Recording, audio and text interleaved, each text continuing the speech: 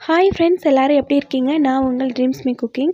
இன்றைக்கி இந்த வீடியோவில் என்ன பார்க்க போகிறோன்னா, நான் எங்கள் வீட்டில் எப்படி சிக்கன் கிரேவி ரெடி பண்ணினேன் அப்படிங்கிறத உங்ககிட்ட ஷேர் பண்ண போகிறேன். வாங்க எப்படி செஞ்சேங்கிறத காட்டுறேன். ஃபஸ்ட்டு ஒரு அகலமான பேன் எடுத்துட்டேன். அதில் ஒரு 8 டேபிள் ஸ்பூன் அளவுக்கு ஆயில் விட்டுட்டேன். சிக்கன் கிரேவிக்கு எப்போதுமே ஆயில் கொஞ்சம் எக்ஸ்ட்ரா இருந்தால் நல்லாயிருக்கும். ஆயில் நல்லா ஹீட் ஆனதுக்கப்புறம் 1 ஸ்பூன் அளவுக்கு சோம்பு, ஒரு பட்டை, 2 பிரிஞ்சால் இலை, அன்னாசி பூ போட்டுக்கிட்டேன். அது நல்லா வெடித்ததுக்கப்புறம் ஒரு 6 முந்திரி சேர்த்துக்கிட்டேன்.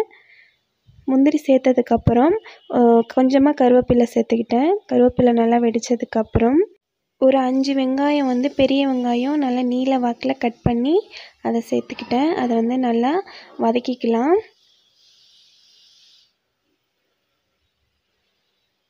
நல்லா வதக்கிக்கோங்க.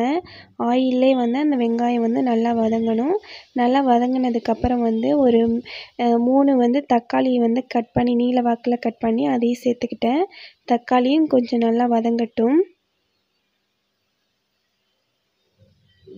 தக்காளி கொஞ்சம் நல்லா வதங்கினதுக்கப்புறம் 2 டேபிள் ஸ்பூன் அளவுக்கு நான் இஞ்சி பூண்டு பேஸ்ட்டு சேர்த்துக்கிட்டேன்.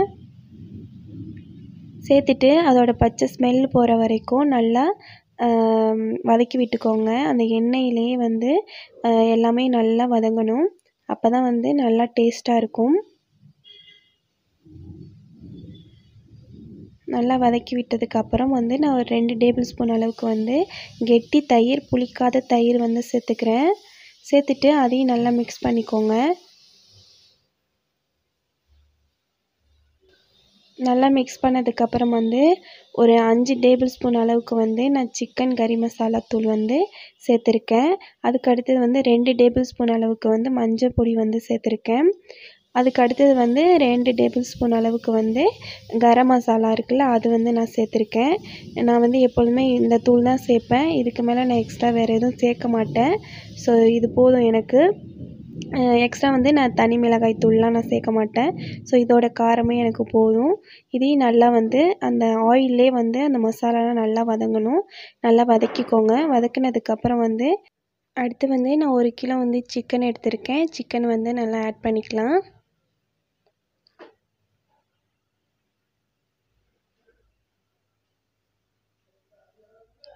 நல்லா ஆட் பண்ணதுக்கப்புறம் அந்த மசாலாவில் சிக்கன் நல்லா ஸ்ப்ரெட் ஆகணும். அந்த அளவுக்கு நல்லா மிக்ஸ் பண்ணிக்கோங்க. நல்லா 2 நிமிஷம் அந்த மசாலாவில் சிக்கன் நல்லா வேகணும்.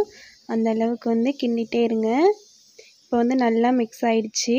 இந்த ஸ்டேஜில் நான் தண்ணி ஊற்ற போகிறேன். தண்ணி எவ்வளோ ஊற்ற போகிறேன்னா, அந்த சிக்கன் நொம்புற அளவுக்கு எனக்கு தண்ணி போதும். அந்த அளவுக்கு நான் தண்ணி ஊற்றிக்கிட்டேன். ஊற்றுனதுக்கப்புறம் இதுக்கு தேவையான அளவுக்கு உப்பு சேர்த்துக்கலாம். உப்பு சேர்த்ததுக்கப்புறம் ஒரு தடவை மிக்ஸ் பண்ணிக்கோங்க.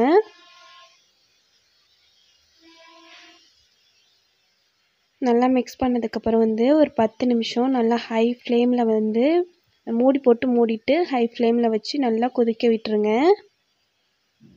நல்லா இப்போ கொதிச்சிருச்சு. ஆயிலெலாம் நல்லா பிரிஞ்சு வந்துடுச்சு.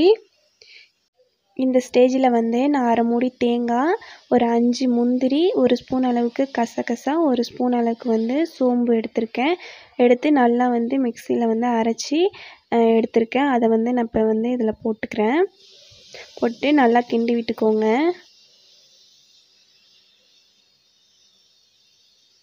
நல்லா கிண்டி விட்டதுக்கப்புறம் ஒரு 5 நிமிஷம் லோ ஃப்ளேமில் வச்சு மூடி போட்டு கொதிக்க விட்டுருங்க.